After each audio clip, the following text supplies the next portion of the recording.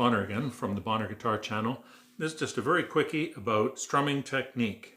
When you listen to people who are really good session players, like Pete Huttlinger, who was the accompanist with John Denver, or John Denver himself, who is also an extraordinarily good guitar player, or people like Glenn Campbell, when you listen to people like this who are very accomplished players, you'll notice that there's a lot of clarity even when they're strumming. How do they get the clarity?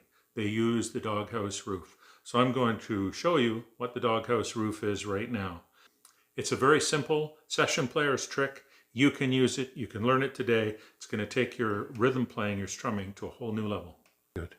Okay, so here's what I want to show you.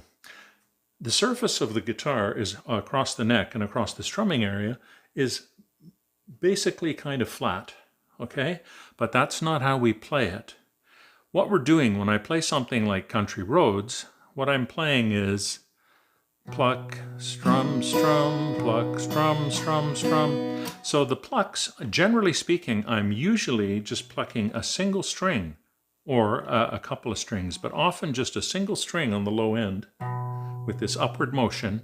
And so what I'm doing is I'm strumming up as if the neck of the guitar were shaped like the roof of a doghouse, going up in this side and down on that side. And then when I play the strummy parts,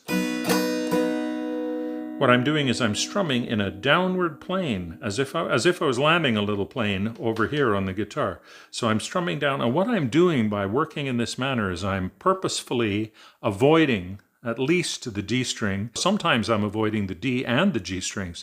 So what I'm doing is I'm going pluck, strum, strum, pluck up, down, down, down, pluck, down, up, pluck, up, down, up, and then to E minor, pluck, down, up, pluck, up, down, up. So I'm plucking with this. Now I'm exaggerating it so that you can see it, but I'm pretending that there's a peaked roof in the middle of my strings here. And so to avoid knocking my hand on the peaked roof, I'm going up when I hit bass notes and down when I'm strumming the high notes. And what it does is it gives you a much greater level of articulation and control over the dynamics of your sound. What we're trying to do is get away from the burry sound of the amateur campfire player who's playing like this. And we're trying to get this instead.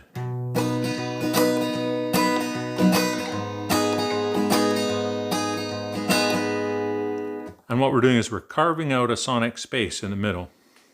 So that's the idea of the Doghouse Roof, is what we're doing is we're plucking in an upward direction on the bass notes, downward direction on the high notes. We're going out of our way to try and avoid the middle two strings as much as possible. You can adjust the specific level of clarity or how minimally you strum to your own taste, but this gives you control of the clarity of your strumming. And if you listen closely to almost any record that has strummed acoustic guitar on it from a recording studio, you're going to hear this effect at work. So I hope that helps you out. If you're getting value out of these quick tips and lessons, please subscribe to the channel. It helps me out a lot with YouTube. Come on back soon.